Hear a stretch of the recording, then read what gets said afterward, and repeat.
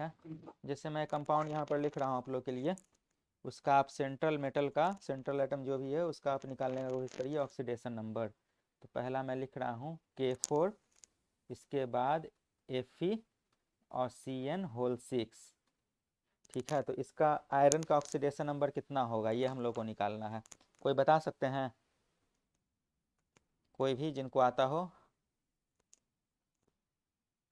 कोई है जिनको आता हो या सब हैं जिनको नहीं आता है? बताइए कितने लोगों को नहीं आता है, हाथ उठाइए ज़रा। कोई ऐसे हैं? सभी लोगों को नहीं आता है। ठीक है, तो पहले आपको ये जानना होगा इसमें कि पोटेशियम कितना इलेक्ट्रॉन देता है या इस पर कितना चार्ज होता है। तो पोटेशियम पर होता है +1 चार्ज, ये 9वां 10वां का चीज़ है। ठीक है, तो ये आपको याद रखना पड़ेगा। कैसे याद रखना पड़ेगा? इसके इलेक्ट्रॉनिक कन्फिग्रेशन से याद रखना पड़ेगा कि ये कौन सा एलिमेंट है। पोटेशियम, पोटेशियम किस ग्रुप में आता है? पोटेशियम फर्स्ट ग्रुप में आता है ना। Hydrogen, lithium, sodium, potassium, rubidium, caesium, francium. याद है?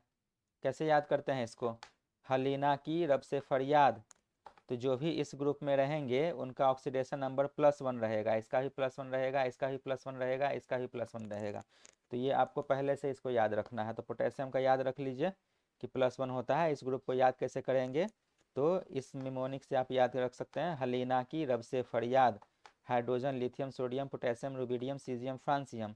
इसी तरह से आप ग्रुप 2 को भी याद कर सकते हैं। कैसे याद रखते हैं, किसी को याद है? हाँ, कोई बताए हैं मीटिंग में? कैसे बताए हैं? बेरिलियम, मैग्नीशियम, हाँ कैल्शियम, स्ट्रोनियम, हाँ ब्रेमियम और रेडियम। हाँ, तो इसको कैसे याद किए हैं? इसको याद कर सकते बेटा हैं। मंगेकार। हाँ, बेटा मांगे कार स्कूटर, मतलब बेटा ही मांगेगा, बेटी नहीं मांग सकती है। मतलब सबसे नालायक बेटा ही होता है। हाँ, बेटा मांगे कार स्कूटर, बाप राजी। अब राजी। हाँ, बाकी अगर आपको लड़कों से तकलीफ है तो लेकिन हाँ यहाँ पर बाप ही आ जाएगा, है ना।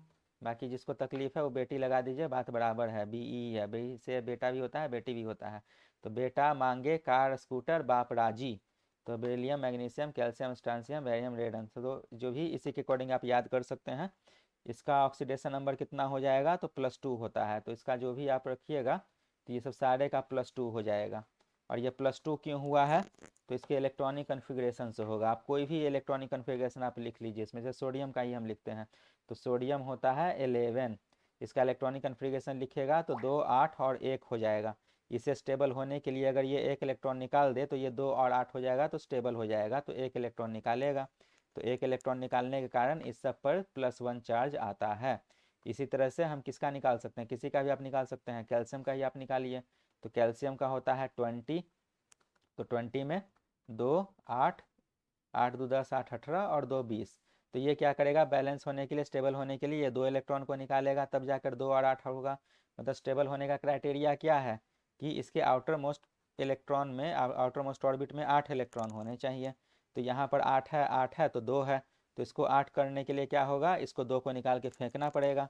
तो जब ये 2 निकाल कर फेंकेगा तो फिर +2 हो जाएगा, 2 इलेक्ट्रॉन निकल रहे हैं। समझ में आ रहा है? तो ये आपको तो खुद ही याद रखना पड़ेगा कि कौन सा एलिमेंट पे कौन सा चार्ज होगा, तभी आप चार्ज कैलकुलेट कर सकते हैं।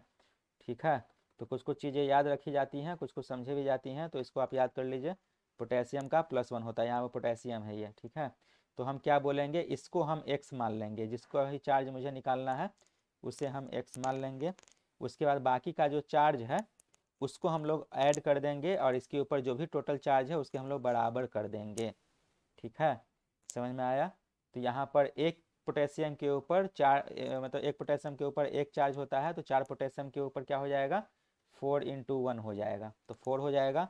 प्लस आयरन का हमको निकालना है तो आयरन का x हो जाएगा। ठीक है, प्लस Cn, तो Cn पर 1 माइनस चार्ज होता है, ये आप याद कर लीजिए। तो Cn पर जो 1 माइनस चार्ज होता है तो 6। सर स्क्रीन पे कुछ दिखाई ही नहीं दे रहा है। बाकी सबको दिखाई दे रहा है? Yes sir. बाकी सबको दिखाई दे रहा है तो आपका इंटरनेट का कुछ इश्यू है। Yes sir, yes sir. आपका इंटरनेट थोड़ा सा स्लो यस है। ठीक है, सर। तो 6 अपना माइनस 1, म्यूट लगा लीजिए, म्यूट लगा लीजिए। तो ये हो गया 6 × -1। ठीक है, अब ये किसके बराबर हो जाएगा? ये इसके बराबर हो जाएगा जितना इसके ऊपर चार्ज रहेगा। तो इसके ऊपर चार्ज तो 0 है, तो हम लोग क्या करेंगे, इसको हम लोग 0 यहाँ पर लिख देंगे। अब करिए यहाँ पर, तो 4 + x - 6 = 0। देयरफॉर x = कितना आ जाएगा बताइए आप लोग, x = कितना आ जाएगा? अब ये 2। हाँ, x = +2 आ जाएगा। तो आयरन के ऊपर जो चार्ज रहेगा ये अब +2 आ गया। तो पहले आपको ये चार्ज निकालना है। चार्ज अगर नहीं आया तो फिर आपका आंसर गलत हो जाएगा। कुछ समझ में आया? तो इस तरह से आपको चार्ज यहाँ पर निकालना है। समझ में आया? इसी तरह से और हम देखते हैं कुछ कुछ और क्वेश्चन चार्ज निकालने के लिए हम लोग देखते हैं। उसके बाद आगे आप लोग इस चीज़ को करिएगा, ठीक है?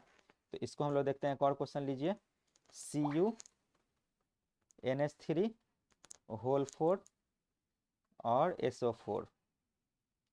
तो इस पर आप चार्ज निकालिए। इस पर क्या हो सकता है चार्ज? ये कौन इतने लेट आ रहे हैं? अंकुश ठाकुर। तो फिर हम लोग वही काम करेंगे, इसके ऊपर जो भी चार्ज है सब हम लोग कैलकुलेट करके हम लोग = टोटल चार्ज हम लोग लिख देंगे, ठीक है? तो हम लोग कॉपर का निकालना है, तो कॉपर के लिए हम x मान लेंगे। प्लस अमोनिया है, 4 अमोनिया है, तो एक अमोनिया पर कितना चार्ज होता है? तो एक अमोनिया पर 0 चार्ज होता है, उसको कोई चार्ज नहीं होता, न्यूट्रल लाइगेंड होता है। सब आप लोग कोऑर्डिनेशन कंपाउंड पहले अगर पढ़ाए होते तो आपको बताए होते ये चीज़।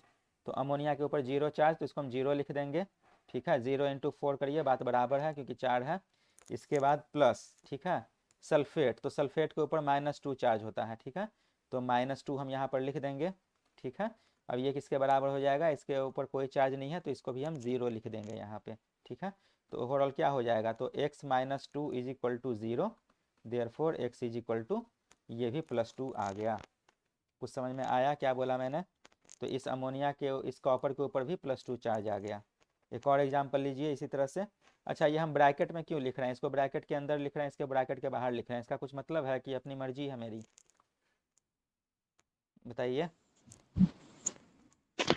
मतलब है हाँ, क्या सर, मतलब है? एनोड और हाँ, एनोड और कैथोड पढ़ा सकता है। इसमें एनोड और एनोड और कैथोड कहाँ कैथोड से आ गया? इसमें एनोड और कैथोड की कोई बात नहीं होती है। Positive sir, positive charge negative charge होता है नहीं ना। नहीं नहीं, इसमें पॉजिटिव नेगेटिव कुछ नहीं होता है। जब पढ़िएगा कोऑर्डिनेशन कंपाउंड, तो उसमें पहला ही डिफिनीशन आएगा double salt versus coordination compound का। ये आपको क्वेश्चन में भी आ जाएगा कि what is difference between coordination compound and double salt. जैसे डबल साल्ट में आप लोग जानते होंगे, पोटेश एलम जानते हैं, ठीक है? तो एक एग्जाम्पल डबल साल्ट का, एक एग्जाम्पल बेसिक एग्जाम्पल आता है KCl और MgCl2 और साथ में 6H2O, ठीक है? ये एक डबल साल्ट का एग्जाम्पल हो गया। इसी तरह से मोहर साल्ट भी हो गया, पोटेश आलम भी हो गया, K2SO4 Al2SO4 0.24H2O। तो उसे हम लोग बोलते हैं डबल साल्ट, इसे हम लोग बोलते हैं कोऑर्डिनेशन कंपाउंड्स। तो डबल साल्ट और कोऑर्डिनेशन कंपाउंड में ये अंतर होता है कि इसको जब आप पानी में डालिएगा, इसको पानी में घोल दीजिए वाटर में, तो ये क्या होगा, इससे अपने सारे आयंस में टूट जाएंगे। जो भी आयंस हैं सारे आयंस में ये टूट जाएंगे। मतलब इसमें पोटेशियम है तो K+ आयन आपको मिलेंगे, फिर Cl आयन माइनस मिलेंगे, प्लस Mg2+ आपको आयन मिलेंगे। मतलब जितने भी आयन्स हैं वो सारे के सारे पानी में जाकर टूट जाएंगे। इसे हम बोलते हैं डबल साल्ट। लेकिन जब इसे आप पानी में डालिएगा तो ये सारे आयन्स में नहीं टूटेंगे। जो ब्रैकेट के बाहर में है वही टूटेगा, जो ब्रैकेट के अंदर है वो नहीं टूटेगा। कुछ समझ में आया क्या मैंने बोला? जैसे यहाँ पर मैंने आयंस जितने सारे निकाल दिए, पोटेशियम भी निकाल दिए, क्लोरीन भी निकाल दिए, मैग्नीशियम भी निकाल दिए, ये सारे आयंस मिले। तो इसको जब आप पानी में डालिएगा तो आपको तो कॉपर आयन भी मिलना चाहिए था, NH3 आयन भी मिलना चाहिए था, लेकिन ऐसा नहीं होगा। जो ब्रैकेट के अंदर है वो ऐसा ही रहेगा, जो ब्रैकेट के बाहर है वही हो जाएगा। तो दो, इसमें आपको सिर्फ 2 ही आयंस मिलेंगे, एक ये वाला आयन मिलेगा और एक ये वाला आयन मिलेगा। समझे? तो जो नहीं टूटता है उसे हम लोग बिग ब्रैकेट में लिखते हैं। समझ में आया कुछ ब्रैकेट का मतलब? कुछ समझ में आया कि नहीं आया? Yes sir. हाँ, समझ में आया। तो उसी तरह से एक और एग्जांपल आप ले लीजिए, CONH3 होल 6 और यहाँ पर हम क्या कर रहे हैं, Cl3।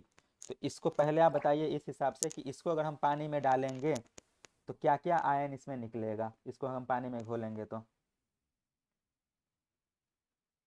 हमको 3 क्लोरीन आयन मिलेंगे, क्योंकि यहाँ पर 3 क्लोरीन है। समझ में आया ये चीज़? क्या कुछ समझ में आ भी रहा है कि बस हम बोले जा रहे हैं? सर बाहर का एक रहेगा और एक अंदर का। हाँ, बाहर में ब्रैकेट के बाहर जो भी रहेगा वो आयंस में टूट जाएंगे, जो ब्रैकेट के हम्म। अंदर रहेंगे वो आयंस में नहीं टूटेंगे। तो इसमें कौन सा टूटेगा, ये वाला कि ये वाला? क्लोरीन टूटेगा कि ये वाला टूटेगा? क्लोरीन। क्लोरीन टूटा। क्लोरीन टूटेगा। और कितने क्लोरीन्स है यहाँ पे? तीन। 3 क्लोरीन्स है, तो आपको 3 क्लोरीन इसमें मिलेंगे।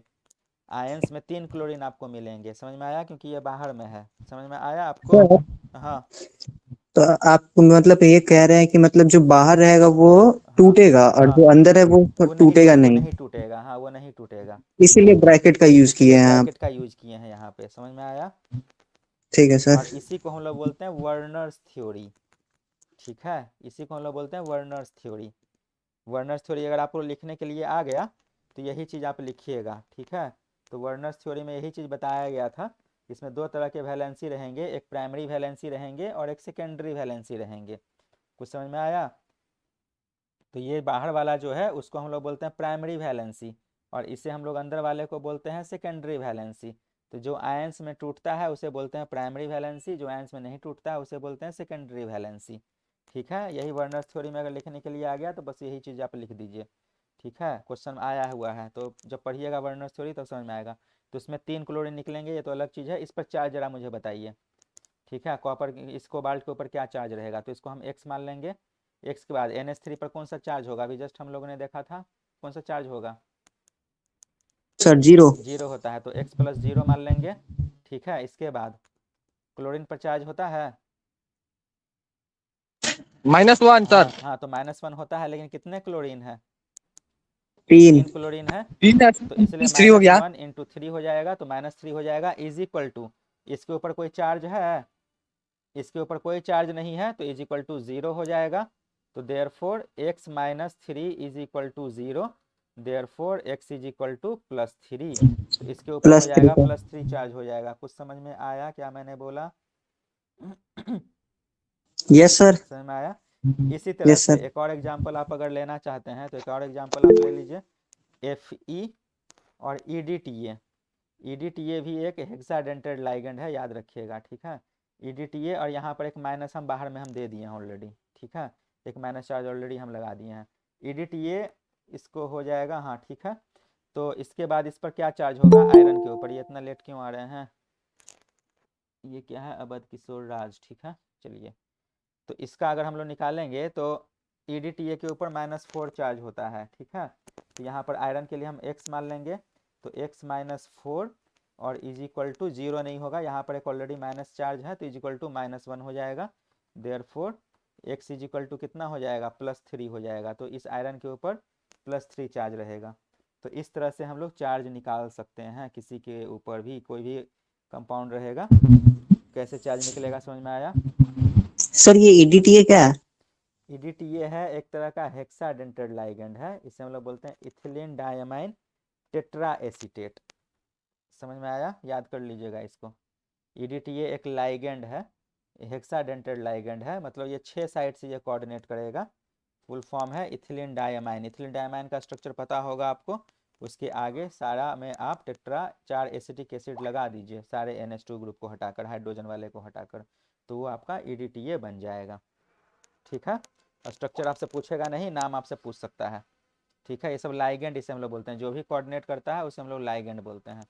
ठीक है, जैसे एक और एग्जांपल आप ले लीजिए इसी में, FeCN6, और इसके ऊपर हम माइनस चार्ज हम दे रहे हैं -3। अब इसका चार्ज जरा बताइए आप लोग, आयरन के ऊपर कौन सा चार्ज रहेगा बताइए? क्या लिखेंगे? x, आयरन को हम x मान ले रहे हैं, x आगे। X+। हाँ ठीक है। और CN का होता है -1 शायद हाँ, से। -1 होता है। ठीक है, और इस पे चार्ज है तो वही चार्ज को इंटू कर देंगे। हाँ, तो चार्ज को इंटू कर दें लेकिन ये कितना CN है यहाँ पे, तो उतना हमको मल्टीप्लाई करना पड़ेगा ना। 6 है। हाँ, तो -1 × 6 हम लोग करेंगे। ठीक है, और इज इक्वल टू कितना लिखेंगे? Is equal to, -3। हाँ, इज इक्वल टू -3। जो चार्ज है वो चार्ज हम लोग लिख देते हैं। ठीक है, तो यहाँ पर क्या हो गया? Therefore x - 6 is equal to -3, और क्या हो जाएगा? x इज इक्वल टू 3 हो +3। जाएगा। x is equal to +3। तो चार्ज निकालने आ गया आप लोगों को। तो इसके बेसिस पर ही हम लोग डिसाइड करेंगे कि क्या नाम रहेगा। ठीक है, समझ में आया? तो इसमें कुछ कुछ रूल्स हैं, रूल्स आपको पहले याद रखने पड़ेंगे कि क्या क्या रूल्स हैं, कैसे कैसे उसको इम्प्लीमेंट होता है। तो पहला जो रूल ये है कि पहले हम लोग कटायन लिखते हैं, नाम राय रख लीजिएगा इस चीज़ को, रूल जो भी हम लोग यूपैक नोमेनक्लेचर हम लोग कर रहे हैं। तो पहले हम लोग हमेशा कटायन लिखेंगे, cation is written first, cation is written first followed by anion. अब तो कटायन अनायन तो समझ में आता है ना, जो पॉजिटिवली चार्ज रहेगा उसे हम लोग कटायन बोलेंगे, जो नेगेटिवली चार्ज रहेगा उसे हम लोग अनायन बोलेंगे। तो जब भी नाम लिखाएगा तो पहले आपको कटायन का नाम देना है, उसके बाद ही अनायन का नाम देना है, ठीक है। उसके बाद दूसरा पॉइंट हो गया कि मान के चलिए कि अगर कोई स्क्वायर ब्रैकेट के अंदर लिखा हुआ है कुछ भी, ठीक है, स्क्वायर ब्रैकेट के अंदर में जो स्क्वायर ब्रैकेट हम लोग यूज कर रहे हैं, तो उसके अंदर जब हम लोग लिख रहे हैं तो पहले हम लोग सेंट्रल मेटल हम लोग लिखते हैं और उसके बाद हम लोग लाइगेंड का नाम देते हैं, ठीक है। तो जो भी स्क्वायर ब्रैकेट यहाँ पर लिख लीजिएगा, in square bracket, in square bracket, ये सब रूल आपको याद रहेगा तभी आप लोग लिख पाइएगा। इन स्क्वायर ब्रैकेट कॉम्प्लेक्स जो भी रहेगा, ठीक है, इसको हम लोग कॉम्प्लेक्स बोलते हैं। तो पहले सेंट्रल मेटल का नाम लिखना है, ठीक है। तो first central metal, first central metal, central metal समझते हैं ना, जो मेटल सेंट्रल में रहता है, जैसे कि हम लोग जिसका भी चार्ज निकाल रहे हैं उसको सारे के सारे सेंट्रल मेटल हैं, ठीक है। तो first central metal is written, ठीक है। उसके बाद देन जो भी लाइगेंड रहेगा वो हम लोग लिखेंगे। तो उसके बाद हम लोग पहले अनायनिक लाइगेंड लिखेंगे, जिस लाइगेंड के ऊपर नेगेटिव चार्ज रहेगा उसको लिखेंगे, इसके बाद हम लोग न्यूट्रल वाले को लिखेंगे और इसके बाद कटायनिक वाले को लिखेंगे। एग्जाम्पल करेंगे तो आपको सब समझ में आते जाएगा। समझ में आया? ब्रैकेट के अंदर पहले हम लोग अनायनिक लाइगेंड, फिर न्यूट्रल लाइगेंड, फिर कटायनिक लाइगेंड। न्यूट्रल लाइगेंड में जैसे हम लोग एग्जाम्पल देखे थे NH3, ये न्यूट्रल था। अनायनिक में कैसे था, तो CN वाला अनायनिक था क्योंकि नेगेटिव चार्ज था। समझ में आ रहा है कुछ? न्यूट्रल में NH3 जैसे था, ये सब न्यूट्रल वाला था। तो इस तरह से हम लोग लिख सकते हैं, ठीक है। H2O भी क्या होता है, न्यूट्रल होता है, ये सब न्यूट्रल लाइगेंड होगा। समझ में आया ना कि क्या हो रहा है, ठीक है। उसके बाद अगर मान के चलिए कि कोई लाइगेंड अगर सेम हो जाए, सेम तरह के दो लाइगेंड अगर आ जाए मेरे पास, दो तरह के लाइगेंड, तो हम पहले किसको लिखेंगे, तो पहले उसको लिखिए जिसका अल्फ़ाबेट में नाम पहले आता है, उसको पहले हम लोग लिखेंगे। ये जस्ट ऑर्गेनिक वाला है, ठीक है। If two ligands are of same type, are of same type, ये सब रूल आपको याद रखने पड़ेंगे। Same type, then they are arranged in alphabetical order, then they are arranged, ABCD तो आता है ना, आता है ना कि ABCD भी सिखाएं। They are arranged in alphabetical order, ठीक है। जैसे कि आपको दो लाइगेंड मिल गए, एक आ गया NH3 और एक आ गया H2O, ठीक है। तो इसमें हम पहले किसको लिखेंगे, NH3 में पहले आ रहा है N आ रहा है, H2O में पहले आ रहा है H आ रहा है। तो पहले हम लोग किसका नाम लिखेंगे, पहले H2O लिखेंगे कि पहले NH3 लिखेंगे? पहले कौन आता है, पहले क्या आता है, H आता है कि पहले N आता है? एच। H पहले आता है, H सर। ABCDEFGH, H पहले आता है। तो पहले हम लोग H2O का नाम लिखेंगे, इसके बाद हम लोग अमोनिया का नाम लिखेंगे। अगर आपने कहीं से अमोनिया लिख दिया पहले और इसके बाद में H2O लिख दिया, मतलब ये गलत हो जाएगा। पहले आपको हमेशा अल्फ़ाबेटिकल ऑर्डर में जो नाम पहले आ रहा है अल्फ़ाबेट में, उसको पहले आपको लिखना पड़ेगा। समझ में आया? ये सब रूल कुछ कुछ हैं जो आपको याद रखने पड़ेंगे। समझ में आया क्या बोला मैंने? Yes sir. ठीक है, चलिए ये चीज़ तो हो गया।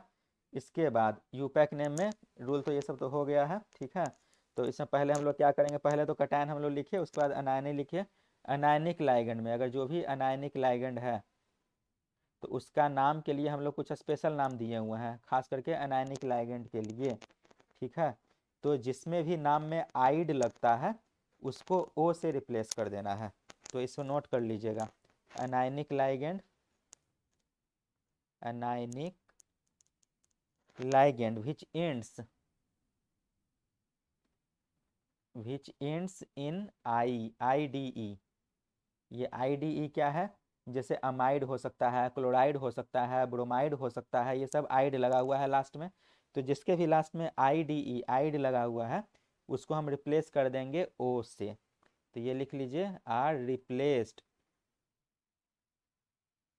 बाय IDE, मतलब IDE को आप रिप्लेस कर दीजिए, replaced by O, letter O। इसको O मतलब समझ में आता है ना, ये वाला अक्षर O। ठीक है, आइड को आपको O लिख देना है। तो इसका मतलब क्या हुआ, जैसे कि हम लिखते हैं NH2 माइनस, तो NH2 माइनस क्या होता है, ये होता है अमाइड होता है। तो IDE लगा हुआ है तो हमको क्या कर देना है, O से रिप्लेस कर देना है। तो ये अमाइड का क्या हो जाएगा, अमीडो हो जाएगा। O से रिप्लेस कर देना है, IDE को IDO कर दी, मतलब लास्ट में E जो है उसको O आप कर दीजिए O। कुछ समझे क्या मैंने बोला। इसी तरह से Cl माइनस, तो इसे हम लोग बोलते हैं क्लोराइड। तो क्लोराइड का क्या हो जाएगा, क्लोरिडो, क्लोरिडो, समझ में आ रहा है। इसी तरह से ब्रोमाइड, तो ब्रोमाइड हो गया BROMIDE, देखिए सब में IDE लगा हुआ है, तो ये क्या हो जाएगा, ब्रोमीडो। समझ में आ रहा है। सर आयोडाइड का भी सर होगा? आयोडाइड, हाँ, तो आयोडाइड आयोडीडो हो जाएगा। जो भी IDE लगा हुआ है आपको IDO लगा देना है, सिंपल सा है। तो ये साइनाइड है, CYA और NIDE, बताइए इसका क्या हो जाएगा। इसका साइनिडो नहीं होता है, इसका साइनो होता है, एक्सेप्शन है थोड़ा सा। अब केमिस्ट्री है तो एक्सेप्शन तो आएगा ही, लेकिन यहाँ पर IDE गैप है, O तो लगा ही हुआ है लेकिन इसको हम साइनो लिख रहे हैं, ठीक है, साइनो। इसी तरह से नाइट्राइड आता है, सल्फाइड आता है, H2 माइनस सल्फाइड, ठीक है। इसका क्या लिखेंगे हम लोग, बोलिए, बताइए। सल्फेडो। हाँ, सल्फाइडो। सल्फीडो या सल्फाइडो, जो भी प्रोनाउंसिएशन है आप समझ लीजिए, स्पेलिंग सही होना चाहिए, ठीक है, सल्फीडो। ये तो कहानी हुई किसकी, IDE की। लेकिन कोई हो सकता है ITE भी तो हो सकता है, सल्फाइड तो है, सल्फाइट भी तो हो सकता है, समझ में आ रहा है। एसिटाइड भी तो हो सकता है, नाइट्राइड भी तो हो सकता है। तो ऐसा भी है, तो इसको भी हम लोग इसी तरह से रिप्लेस हम लोग कर सकते हैं O से ही। तो जो भी लाइगेंड है, द अनायनिक लाइगेंड, ये सब सारे अनायनिक लाइगेंड के लिए है। तो anionic ligand which ends in I, which ends in ITE, ये ITE से जो ही एंड हो रहा है, या ATE से भी जो एंड हो रहा है, ITE या ATE, जैसे सल्फेट हो जाएगा, क्लोरेट हो जाएगा, कार्बोनेट हो जाएगा, ये सब लास्ट में क्या है, ATE है। तो आधा क्लास के बाद आ रहे हैं ये लोग, चलिए कोई बात नहीं। तो IT है या ATE है, तो उसको भी आप रिप्लेस कर दीजिए, आर नेम्ड बाय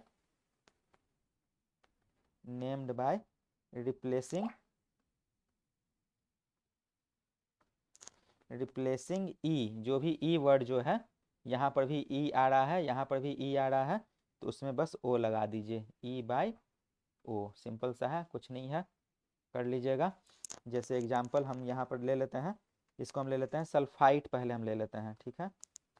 तो सल्फाइट क्या होता है, फार्मूला सल्फाइट का, ये होता है SO3 2 माइनस होता है सल्फाइट का। तो ये हम बोल रहे हैं सल्फाइट, इसे हम लोग क्या बोल देंगे, O से रिप्लेस कर देना है, तो सल्फीटो,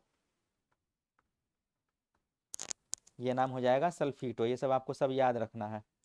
तो ये हो गया सल्फीटो। और भी क्या क्या होता है जिसमें आइट लगा होता है, और भी तो होगा, जैसे एसीटेट भी होता है, ATE भी लगा हुआ होना चाहिए, एसीटेट, एसीटेट होता है CH3COO माइनस, तो इसको भी हम लोग 8 से O कर देंगे, तो ACE एसीटेटो, O से रिप्लेस कर दिया। कार्बोनेट, कार्बोनेट का क्या होता है फार्मूला, CO3 2 माइनस, ये हो जाएगा कार्बोनेटो। कुछ समझ में आ रहा है, कार्बोनेटो, ठीक है। नाइट्राइट, NITRITE, नाइट्राइट, इसका फार्मूला होता है NO2 माइनस, ये हो जाएगा नाइट्रीटो, ठीक है। ये बाइडेंटेड लाइगेंड होता है, मतलब इसको दो जगह से कोऑर्डिनेट कर सकता है, ठीक है। तो ये नाइट्रोजन से भी कोऑर्डिनेट कर सकता है, ऑक्सीजन से भी कोऑर्डिनेट कर सकता है। तो अगर ऑक्सीजन से कोऑर्डिनेट करेगा तो इसको हम लोग बोलेंगे O नाइट्रीटो, तो इसको तो आप लोगों को याद रखना पड़ेगा, कोई चॉइस नहीं है। अगर याद नहीं रहेगा तो फिर आंसर गलत हो जाएगा। तो ये सब कुछ कुछ बेसिक रूल्स हो गए जो कि आपको याद रखना है, ठीक है। फिर ये तो हो गया कहानी किसके लिए, ये अनायनिक के लिए हो गया। न्यूट्रल के लिए भी कुछ ऐसा ही कहानी है। न्यूट्रल लाइगेंड के लिए, ये अनायनिक लाइगेंड के लिए हो गया। न्यूट्रल लाइगेंड के लिए क्या करेंगे, तो इसका कुछ कुछ नाम है जो हम लोग एज सच हम लोग लिख देते हैं, ठीक है। न्यूट्रल लाइगेंड का नाम कैसे रहेगा, ठीक है। तो इसके लिए सम स्पेशल नेम्स है, सारे के लिए सम स्पेशल नेम्स। अब ये स्पेशल नेम्स क्या है, जैसे वाटर हो गया तो हमको वाटर नहीं लिख के हमको इसको एक्वा लिखना है। एक्वागार्ड इसी नाम से पड़ा है। एक्वा जानते हैं ना, एक्वागार्ड हो गया, एक्वेरियम हो गया, ये सब सब इसी नाम से पड़ा है। ग्रीक नेम है एक्वा, वाटर मतलब होता है एक्वा। तो ये ग्रीक वाले लोग ढूंढे इसलिए वो अपने नाम पर दे दिए, ठीक है। इसी तरह से होता है अमाइन, अमोनिया, मतलब ये अमोनिया है तो इसको हम दे दिए अमाइन। इसको भी एज सच आपको याद रख लेना है। फिर NO, NO को हम बोल देंगे नाइट्रोसिल, ठीक है। CO, CO को हम नाम दे देंगे कार्बोनाइल। ये सब सारे न्यूट्रल लाइगेंड है, इस पर कोई चार्ज नहीं रहेगा, ठीक है। इसके बाद NO2, ये भी न्यूट्रल लाइगेंड है, इसे हम लोग बोलेंगे नाइट्राइल। समझ में आ गया। तो एनायनिक हो गया, न्यूट्रल हो गया। अब कौन सा लाइगेंड आएगा, कटायनिक लाइगेंड आएगा। तो कटायनिक लाइगेंड को भी हम लोग इसी तरह से लिख सकते हैं। इसका भी कुछ कुछ स्पेशल नाम है, ज़्यादा है नहीं। आपको बस लास्ट में आपको लगा देना है, सफिक्स एक लगा देना है IUM, ये सफिक्स लगा देना है IUM। मतलब जैसे NH4 है तो NH4 होता है अमोनिया होता है, अमोनिया का पॉजिटिव चार्ज है तो इसे हम लगा देंगे और बोलेंगे अमोनियम, IUM मतलब अमोनियम, हो गया। इसी तरह से NO+, ये भी कटायनिक लाइगेंड है। तो ये होता है नाइट्रोसाइल होता था, मतलब NO2 जो होता था, लेकिन इसको हम क्या बोलेंगे, नाइट्रोसीलियम, EM लगाना है तो नाइट्रोसीलियम। कुछ पल्ले पड़ रहा है पढ़ रहा है कि नहीं पढ़ रहा है, यस सर, चलिए आ रहा है समझ में। आ रहा है समझ में, चलिए बढ़िया है। इसके बाद तो अब क्या है कि आपके पास मोर देन वन लाइगेंड है, ठीक है। तो मोर देन वन लाइगेंड है, if more than one ligand is present. More than one ligand मतलब आपके पास 2-3 क्लोरीन हो जाए या अमोनिया का 4 हो जाए, इस तरह से समझ में आ रहा है ना, या CO2 हो जाए, ये सब क्या है कि मोर देन वन लाइगेंड है। तो इसके लिए हम एक स्पेशल नाम देते हैं। अगर 2 हो जाएगा तो इसे हम डाई लिखेंगे, ठीक है। 3 हो जाएगा तो ट्राई लिखेंगे, 4 हो जाएगा तो टेट्रा लिखेंगे। जैसे डाई अमोनियम, ये अमोनियम हमने देखा था तो डाई अमोनियम हो जाएगा 2 के लिए, ट्राई अमोनियम हो जाएगा, ट्राई अमाइन हम लोग बोल रहे हैं बेसिकली, NH3 अमाइन था ना, तो डाई अमाइन 3 रहेगा तो ट्राई अमाइन, 4 रहेगा तो टेट्रा अमाइन। कुछ समझ में आता 5 के लिए है, पेंटा, हाँ 5 के लिए पेंटा अमाइन, ठीक है। हेक्सा, हाँ हेक्सा, ठीक है। तो ये 4 में आपका काम बन जाएगा इसमें। तो ये अगर मोनोडेंटेड लाइगेंड हुए तो, ठीक है। लेकिन अगर पॉलीडेंटेड लाइगेंड हो गया, समझ में आता है ना, पॉलीडेंटेड लाइगेंड आता है कि नहीं आता है, जो 2 साइड से कोऑर्डिनेट करता है, ये एक ही साइड से कोऑर्डिनेट करता है। बायडेंटेड लाइगेंड में क्या होता है, 2 साइड से कोऑर्डिनेट करता है। तो इफ पॉलीडेंटेड अगर हो गया, पॉलीडेंटेड लाइगेंड, ठीक है। तो पॉलीडेंटेड लाइगेंड में कौन कौन सा होता है, एसीटेटो होता है, C2O4 होता है, ये पॉलीडेंटेड लाइगेंड होता है, या इथिलीन डाइअमाइन होता है, ये सब पॉलीडेंटेड लाइगेंड है, बायडेंटेड लाइगेंड है ये सब, ठीक है। तो इसके लिए डाई ट्राई नहीं लिखना है, तो डाई 2 के लिए आपको बिस लिखना है, ठीक है। 3 के लिए आपको ट्रिस लिखना है, ये तभी लगाना है जब पॉलीडेंटेड लाइगेंड हो, ठीक है। इस तरह से हो जाएगा। जैसे अब एक एग्जाम्पल अब लेना शुरू हम लोग करते हैं तब आप लोगों को समझ में आएगा। तो एक एग्जाम्पल हुआ CO NH3 होल 3 और Cl3, चलिए ये हो गया। तो पहले चलिए इसका ऑक्सीडेशन स्टेट निकालिए ऑक्सीडेशन स्टेट क्या हो जाएगा इसका, कोबाल्ट का X प्लस अमोनिया के लिए क्या हो, X प्लस -1 अमोनिया के लिए क्या हो जाएगा,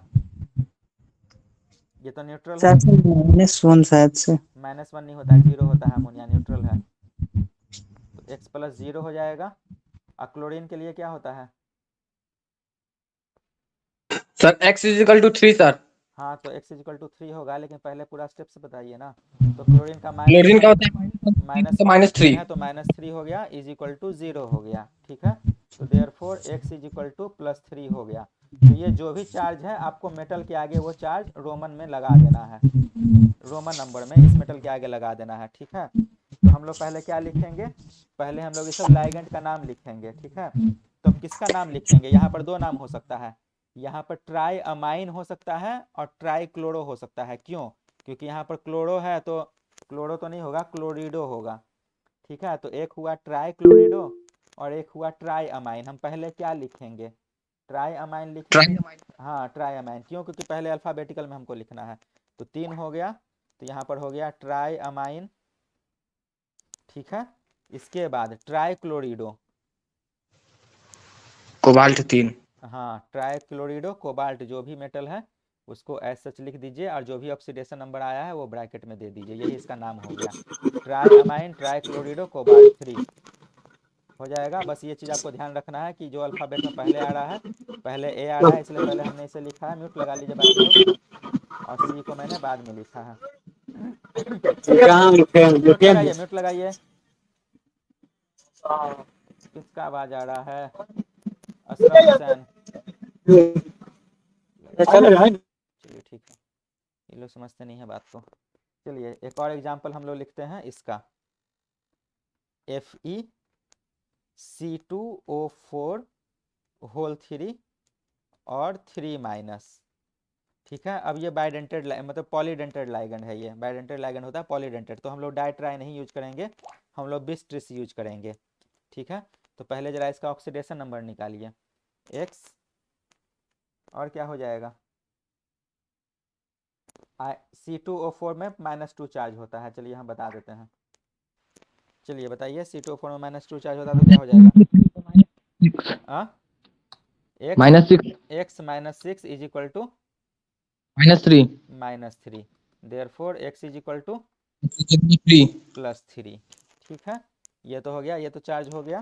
तो इसका क्या हो जाएगा, तो हम लोग ट्राई ऑक्जेलेट, इसका नाम होता है ऑक्जेलेटो, ठीक है। तो इसको हम लोग ट्राई एक्जेलेटो नहीं लिखेंगे, हम लोग क्या लिखेंगे, ट्रिस ऑक्जेलेटो लिखेंगे, समझ में आया। क्यों, क्योंकि ये पॉलीडेंटेड लाइगेंड है, अगर मोनोडेंटेड लाइगेंड होता, अमाइन होता, क्लोराइड होता, चाहे वाटर होता, तो इसका मोनोडेंटेड होता तो ट्राई अमाइन हो जाता, लेकिन ये क्या है, पॉलीडेंटेड लाइगेंड है, इसलिए ये ट्रिस हो गया है, ठीक है, ट्रिस ऑक्जेलेटो। इसके बाद आयरन, आयरन जो भी है उसको रोमन नंबर में लिख दीजिए, आयरन 3, सिंपल सा है, होगा। चलिए और लगाइए, कुछ 3-4 और सवाल देखते हैं, तब आप लोगों को पूरी तरह से समझ में आ जाएगा, ठीक है। तो इसको हम लोग लिख रहे हैं कोबाल्ट, दोनों को मिक्स कर दे रहे हैं, ठीक है। कोबाल्ट हम लोग ले रहे हैं और ये इथिलीन डायमाइन हो गया, ठीक है, और इसके बाद Cl2 हो गया।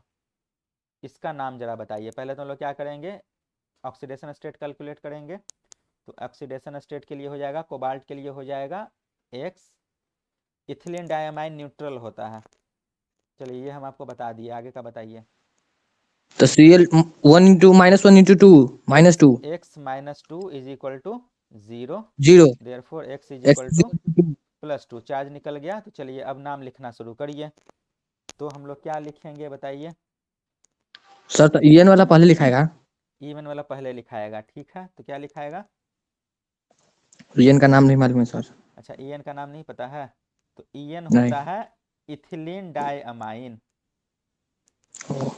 इथिलीन डायमाइन, क्लोरिडो हाँ कोबाल्ट। अच्छा ठीक है, हम पहले यहाँ पर लिख देते हैं, ठीक है। क्लोरीन के लिए क्या लिखा मैंने, डाई क्लोरिडो, ठीक है, डाई क्लोरिडो, ठीक है। और इसके लिए क्या लिखा, इथिलीन डायमाइन के लिए क्या, इथिलीन डायमाइन क्या लिखेंगे, डाई इथिलीन डायमाइन की बिस इथिलीन डायमाइन। हाँ, 20 इसको इथिलीन हम लोग लिखेंगे बिस इथिलीन डायमाइन। क्यों? क्योंकि ये पॉलीडेंटेड लाइगेंड है, डायमाइन। अब जरा मुझे बताइए इस दोनों पहले कौन लिखाएगा? 20 इथिलीन डायमाइन सर। बिस इथिलीन कैसे लिखाएगा? पहले हम लोग सी आता है कि पहले ई आता है? ये तो हम लोग नाम दे रहे हैं ना बाय ट्राई, लेकिन लाइगेंड का नाम तो ये है एक्चुअल में, क्लोरिडो और इथिलीन डायमाइन। तो पहले सी वाला लिखेंगे सर। हाँ, तो ऑब्वियस सी बात है। तो जो अल्फ़ाबेट में पहले, ये नहीं आपको देखना है, ठीक है, क्योंकि ये बाय ट्राई तो लगा ही रहेगा। जो एक्चुअल नाम है लाइगेंड का वो आपको देखना है। तो ये क्लोरिडो है तो पहले सी आता है, ये इथिलीन डायमाइन है बाद में ई आता है, पहले तो सी आता है बाद में ई आता है ना। तो इसलिए हम लोग पहले क्लोरिडो को लिखेंगे क्योंकि इसमें सी आ रहा है। तो क्या हो जाएगा? डाइक्लोरिडो, डाइक्लोरिडो। ठीक है, इसके बाद 20 इथिलीन डायमाइन, 20 इथिलीन डायमाइन। आगे बताइए। CO होता है कोबाल्ट, कोबाल्ट सेकेंड, मतलब रोमन में कोबाल्ट रोमन ब्रैकेट में। लेटर में 2। कुछ समझ में आया? कुछ समझ में आया? ठीक है, ठीक है, ये तो बहुत इजी था। इसके बाद ये तो हुआ किसके लिए? हम लोग अनायनी के लिए हम लोग ले रहे थे, लेकिन आपको हो सकता है कि क्वेश्चन में कुछ इस तरह का भी दिख जाए, K3FeCN होल 6। तो यहाँ पर पॉजिटिव चार्ज किसका रहेगा? पॉजिटिव चार्ज तो इसका रहेगा, इस पर नेगेटिव चार्ज रहेगा क्योंकि ये तो कटायन है, ये तो अनायन है। तो आपको रूल में बोला गया कि पहले आपको कटायन लिखना है बाद में अनायन लिखना है। तो पहले हम लोग कटायन का नाम लिखेंगे। तो ऐसे के लिए क्या हो जाएगा? ऐसे के लिए, ऐसे केसेज के लिए, ठीक है, तो एसेज के लिए तो पहले आपको कटायन का नाम पहले लिख देना है एज सच, पोटेशियम जो भी है। और इसके अंदर का जो मेटल है उसके लिए भी स्पेशल नाम है, ठीक है, स्पेशल नाम है। तो इसके लिए क्या क्या स्पेशल नाम है जरा आप याद कर लीजिए इस चीज़ को। तो अगर Ag है तो Ag मतलब होता है सिल्वर, ठीक है, तो सिल्वर होता है तो इसको हम लोग क्या कर देंगे? अर्जेंटेट कर देंगे, अर्जेंटेट। जब इस तरह का कॉम्प्लेक्स हो तब, जब ब्रैकेट के इधर कोई कटायन लगा हुआ हो तो तब अर्जेंट है तो अर्जेंटेट हम लोग कर देंगे, मतलब Ag है तो। इसके बाद आयरन है तो आयरन होता है फेरस होता है, तो इसको हम लोग फेरेट कर देंगे, ठीक है। इसके बाद कॉपर अगर है तो क्यूपरेट कर देंगे, ठीक है। इसके बाद अगर कॉपर है क्यूपरेट कर दिए। इसके बाद मान के चलिए गोल्ड है तो गोल्ड को हम लोग Au से सिंबल, हम लोग सिंबल देते हैं, तो इसको ऑरेट कर देंगे, ठीक है। Pb है तो इसको प्लम्बेट कर देंगे, ठीक है। बस इसी तरह से एक टिन भी ले लीजिए तो इसको स्टैनस हम लोग बोलते हैं, तो इसको स्टैनेट कर देंगे। किस केस में? जब कटायन पहले लगा हुआ हो। तो अभी तक जितना हम लोग देख रहे थे सब एक ही ब्रैकेट हम लोग देख रहे थे, लेकिन हम लोग करना क्या, पहले हम लोग को कटायन लिखना फिर अनायन लिखना। तो यहाँ पर कटायन आ गया है तो बस पहले ये मेटल लिख दीजिए, बाकी ऐसा चाप कर दीजिए, जो मेन मेटल है उसको इस तरह के फॉर्मेट में लिख दीजिए, ठीक है। तो जैसे इसी का हम लिखते हैं, ठीक है। तो यहाँ पर क्या है कि अगर मान के चलिए कि CN होल 6 है, ठीक है, तो CN होल 6 में इसको हम यहाँ पर चार्ज हम हटा दे रहे हैं, ये प्लस माइनस, क्योंकि ये न्यूट्रल हो जाएगा, या पॉजिटिव यहाँ पर न्यूट्रल कर देगा।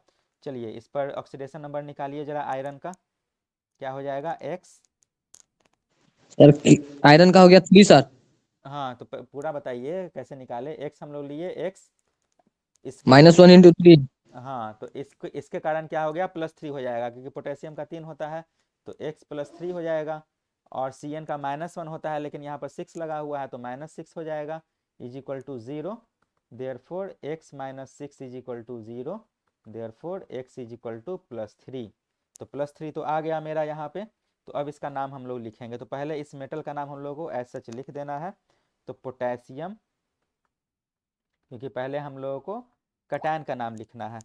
अब Cn के लिए 6 है तो क्या हम लोग याद किए थे? Cn का साइनो होता है, तो 6 लगा हुआ है तो hexa cyano, hexa CYANO, hexa cyano. अब आयरन है तो आयरन को आपको फेरेट कर देना है, फेरेट, और जो भी ऑक्सीडेशन नंबर है वो आपको लिख देना है, फेरेट 3। कुछ समझ में आया? कुछ समझ में आया क्या मैंने बोला कि नहीं? पहले पढ़ा, समझ में आया ना? Yes sir sir. एक हाँ, सर हाँ बोलिए। K3 ट्राई नहीं लगाएंगे, ट्राई पोटेशियम नहीं नहीं, हम लोग ट्राई पोटेशियम हम लोग नहीं लगाएंगे, ठीक है। हम लोग ऐसा नहीं लगा? ट्राई पोटेशियम हम लोगों ने इसीलिए नहीं लगाया क्योंकि ये एक कॉम्प्लेक्स कंपाउंड है, पहला चीज़, ठीक है। तो ये जब ठीक। कॉम्प्लेक्स कंपाउंड है तो आप चाहें तो इसको ऐसे भी लिख सकते हैं, चाहे आप पोटेशियम को हटाकर यहाँ पर FeCN होल 6 और 3 माइनस भी कर सकते हैं, तो मेरा यहीं से काम मेरा चल जाएगा, ठीक है। तो यहीं से काम चल जाएगा, तो आपको इसको लिखने की ज़रूरत नहीं है, ठीक है। डायरेक्ट 3 माइनस, तो जो भी जितना भी पोटेशियम है उतना हम लोग ऑक्सीडेशन स्टेट में यहाँ हम लोग लिख दिए हैं, तो यहाँ पर ट्राई पोटेशियम लिखने की ज़रूरत नहीं है, डायरेक्ट पोटेशियम आप लिख दीजिए। डाई ट्राई आप उसी को लिखिए जो ब्रैकेट के अंदर है, समझ में आया? क्योंकि ये तो आपको बोले ना ब्रैकेट के बाहर का चीज़ तो आयनाइज हो जाता है ना, तो ब्रैकेट के जो बाहर है उसको आपको नहीं लिखना है, ठीक है। जो पहले है कटायन के फॉर्म में जो है, एनायन के फॉर्म में नहीं, जो कटायन के फॉर्म में है एनायन वाले को लिखना पड़ेगा, ठीक है। जैसे क्लोरीन है, क्लोरीन Cl3 है, तो आपको ट्राई क्लोरो लिखना पड़ेगा क्योंकि वो अनायन है, लेकिन ये कटायन है इसलिए आपको लिखने की ज़रूरत नहीं है। कुछ समझ में आया? Yes sir. हाँ, जो कटायन है उसको लिखने की ज़रूरत नहीं है, जो अनायन है उसको डाई ट्राई करना है, ठीक है। चलिए इसके बाद एक दो और एग्जाम्पल करिएगा तो अपने आप आपको समझ में आ जाएगा। चलिए देखिए एक एग्जाम्पल इसको लिखते हैं, तो ये हम ले रहे हैं ब्रैकेट के अंदर, ये है तो CO और Cl H2O और NH3 होल 4 और Cl2। अब देखिए ये कटायन नहीं है, तो अब आपको अर्जेंटेट इस तरह का नहीं लिखना, कोबाल्टेट नहीं लिखना, जैसे लिखते हैं वैसे आपको लिखना है। तो पहले हम लोग क्या करेंगे, पहले इसका हम लोग ऑक्सीडेशन नंबर निकालेंगे, तो बताते जाइए क्या हो जाएगा ऑक्सीडेशन नंबर इसका। Sir x is equal to 3 sir. एक एक करके बताइए। X इसके कारण -1 हो जाएगा, वाटर के यस कारण सर। 0 हो जाएगा, अमोनिया के कारण भी 0 हो जाएगा, और Cl2 के सी कारण -2 हो जाएगा, is equal to 0। Therefore x minus 3 is equal to 0 और x इज इक्वल टू +3। तो ये +3 तो आ गया, काम खत्म। अब इसमें पहले हम लोग क्या क्या लिखेंगे वो जरा बताते जाइए। सर पहले अमाइन लिखेंगे सर। हाँ पहले नहीं नहीं, aqua sir, aqua sir, sorry aqua, अच्छा, वाटर के लिए। अब एक हो गया एक्वा और एक हो गया अमाइन, तो पहले क्या लिखेंगे, दोनों तो ए से ही स्टार्ट होता है, यस। तो अब हमको सेकेंड लेटर पर जाना पड़ेगा। तो सेकंड लेटर सर। हाँ पहला लेटर तो दोनों में कॉमन हो गया, अमाइन और एक्वा, तो अब सेकेंड लेटर क्या है, एक में Q है एक में M है, तो कौन तो वाला सर जीत एम जाएगा, वाले को। M वाला जीत जाएगा, तो अमाइन जीत जाएगा इसमें। तो लेकिन अमाइन के पहले 4 भी लगा हुआ है, तो क्या हम लिखेंगे, कौन चीज? टेट्रा। 3 है, टेट्रा होगा। 4 है, 3 नहीं है, टेट्रा अमाइन। ओह, अमाइन, हाँ tetra aqua, amine, tetra amine के बाद एक्वा, एक्वा, अब एक्वा के बाद क्या लिखेंगे, क्लोरीन सर। क्लोरीन ही रहता है कि कुछ और हो जाता है क्लोरीन का, क्लोरीन का क्या बन जाता है, IDO लगा देते हैं ना। क्लोरिडो सर। हाँ क्लोरिडो, तो ये हो गया कोबाल्ट, हाँ क्लोरिडो क्लोरिडो। कोबाल्ट, इसके बाद कोबाल्ट, थर्ड रोमन में। हाँ रोमन में, और ये क्लोरीन बाहर लिखा हुआ है तो इसको हम लास्ट में क्लोराइड लगा देंगे, क्लोराइड, ठीक है। तो इस तरह से नाम हुआ आपका, लास्ट में हो गया क्लोराइड, क्योंकि ये ब्रैकेट के बाहर है तो उसको आपको डायरेक्ट लगा देना है। आपको क्लोरिडो अमीडो जो भी करना है ब्रैकेट के अंदर में ही करना है, ये बाहर में जो लगा रहेगा तो उसको ऐसा लिख देना है, ठीक है। सल्फाइड रहेगा तो सल्फाइड लिख देना है, जो भी IDO जो भी रूल बताए हैं सब ब्रैकेट के अंदर के लिए बताए हैं, ठीक है। ये हो गया। इसके बाद एक और क्वेश्चन लिखिए, ये वाला PT NH3, NH3 एक ही है, चलिए इसको हम ब्रैकेट में हटा दे रहे हैं। NH3 एक ही अगर रहेगा तो फिर ब्रोमीन हम ले रहे हैं, क्लोरीन ले रहे हैं, H2O ले रहे हैं, ये पूरा का पूरा ब्रैकेट के अंदर है। तो इसका ज़रा मुझे चार्ज पहले बता दीजिए आप। X, एक एक लाइन लिखते जाइए तब समझ में आएगा। X बोलिए, अरे बोलते जाइए, इसके लिए क्या लिखें, इसके लिए क्या लिखें, इसके लिए क्या लिखें, इसके लिए क्या लिखें, बोलिए ना, अपने आप हो जाएगा। NH3 तो न्यूट्रल है सर। हाँ NH3 तो न्यूट्रल है, हाँ ऑब्वियस बात, हम तो कहाँ कर रहे हैं, चार्ज है। तो X, B R sir, B R का -1 सर। हाँ तो पहले x + 0 करिएगा ना, क्योंकि NH3 0 है, तो x + 0 निकालने के लिए आप डायरेक्ट निकाल लीजिएगा, लेकिन यहाँ और भी लोग हैं इसलिए हम एक एक करके बोल रहे हैं। तो NH3 के लिए 0 हो गया, ठीक है। ब्रोमीन के लिए क्या हो गया, -1 -1 हो गया। इस क्लोरीन के लिए क्या हो गया? क्लोरीन -1 इसके लिए भी माइनस हो गया। वाटर के लिए क्या हो गया? 0 +0 इज इक्वल टू, चार्ज इसके ऊपर नहीं है तो टोटल 0 हो गया। Therefore x is equal to कितना हो गया? +2 +2 हो गया। चलिए ये तो कहानी ख़त्म हो गई। अब हम लोग को बारी बारी से लिखना है। तो यहाँ पर क्या हो जाएगा, पहले हम लोग क्या लिखेंगे? एक है अमाइन, एक है ब्रोमीडो, एक है क्लोरीडो, एक है एक्वा। तो सर पहले अमाइन पहले हम लोग लिखेंगे अमाइन। चलिए सही है। अमाइन के बाद एक्वा एक्वा, AQUA। अब एक्वा के बाद हम ब्रोमीडो पहले लिखें कि क्लोरीडो पहले लिखें? ब्रोमीडो हाँ, क्योंकि पहले बी आता है। तो ब्रोमीडो, इसके बाद क्लोरीडो क्लोरीडो। बढ़िया।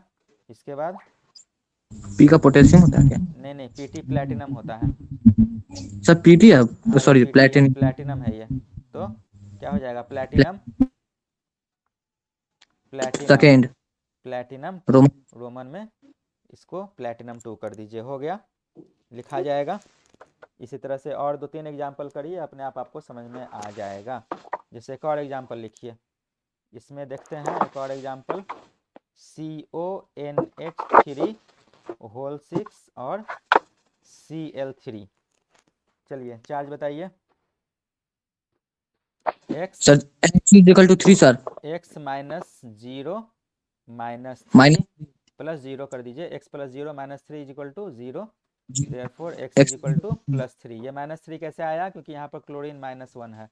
ठीक है, तो x चलिए अब तो सीधा नाम ही लिखना है। हेक्सा अमाइन कोबाल्ट थर्ड हाँ, chlorine chloride hexa amine cobalt third hexa amine cobalt third 3 chloride. Chloride yes sir chloride simple सा है। चलिए ये भी बन गया। एक और आप लिख लीजिए। अब इसको हम क्या कर रहे हैं, इस तरह से लिख रहे हैं। ठीक है, K2 ZnOH होल 4। OH होता है हाइड्रोक्सो, OH को हम लोग बोलते हैं हाइड्रोक्सो। ठीक है। सर OH पे कौन कितना चार्ज होता है सर, ये अच्छा, बता OH देते पर हैं। कितना चार्ज होता है? OH पर भी 0 ही चार्ज होता है। ठीक है, सर वो न्यूट्रल हो गया था x नहीं = OH पर -1 होता है, सॉरी -1 होता है।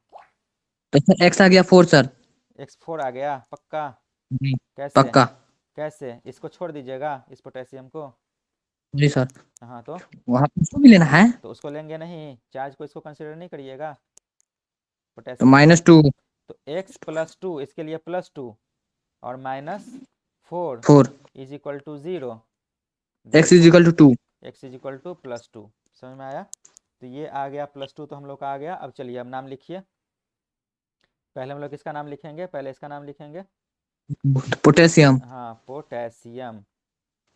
पोटेशियम हो गया। उसके बाद इसका नाम हाइड्रोक्सो है, तो क्या लिखेंगे? x tetra tetra hydroxo, tetra hydroxo tetra hydroxo. अब ये जिंक है जिंकेट तो जिंकेट बन जाएगा ये। तो जिंकेट सेकेंड 2 हो जाएगा। बढ़िया है, बन तो गया, हो तो गया। और क्या दिक्कत है आप लोगों को? एक और एग्जांपल लीजिए। इसको हम लिख रहे हैं सीजियम। सीजियम के बाद ये AU हम ले रहे हैं। ठीक है, AU गोल्ड के लिए होता है। इसके बाद हम CN होल 4 हम ले रहे हैं। चलिए इसका बताइए, चार्ज बताइए पहले। सीजियम के ऊपर कितना होता है चार्ज? सीजियम के ऊपर +1 चार्ज होता है। क्यों? हलेना की रब से फरियाद। तो जितना सोडियम का होगा, जितना पोटेशियम का होगा, उतना ही सीजियम का भी होगा। अभी बताए थे हम। तो पहले x इसको मान ले रहे हैं, तो x क्या लिखेंगे इसके लिए? +1 लिखेंगे। इसके लिए क्या लिखेंगे? CN के लिए four -4 is equal to 0। Therefore x x is equal to +3 +3। बढ़िया है। चलिए x इज इक्वल टू +3 हो गया। चलिए नाम लिखना शुरू करिए। सीजियम हाँ, सीजियम टेट्रा सीजियम के बाद सीजियम टेट्रा CN का क्या होता है सर? साइनो। साइनो हाँ याद कर लीजिए आप लोग, टेट्रा साइनो। AU सिल्वरेट को हम लोग क्या लिखेंगे? ऑरेट, ऑरेट थर्ड AURATE ऑरेट 3 बन जाएगा। अब आप कोई भी क्वेश्चन उठा के आप देखिएगा, पिछले साल का या कहीं का भी, और नहीं बने तो फिर बताइएगा हमको। समझ में आया? इतना समझ में आया है सभी को? यस आ गया सर। आ गया है? बन जाएगा ना आप लोगों से? बन जाना चाहिए। अब आपसे कोई क्वेश्चन नहीं छूटेगा। इतना अगर आप लोग समझ लिए तो आप लोग का नोमेनक्लेचर का हमको नहीं लगता है कि आप लोगों को छूटना चाहिए।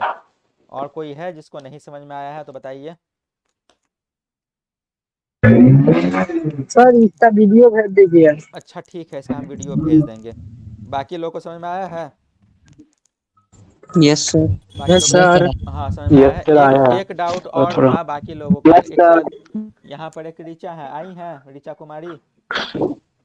Yes sir. हाँ, आपका एक डाउट था, ये काइनेटिक्स का डाउट था ना फर्स्ट का, तो उसको आप अलग यस से सर। पूछ लीजिएगा क्योंकि हम लोग के पास समय है नहीं।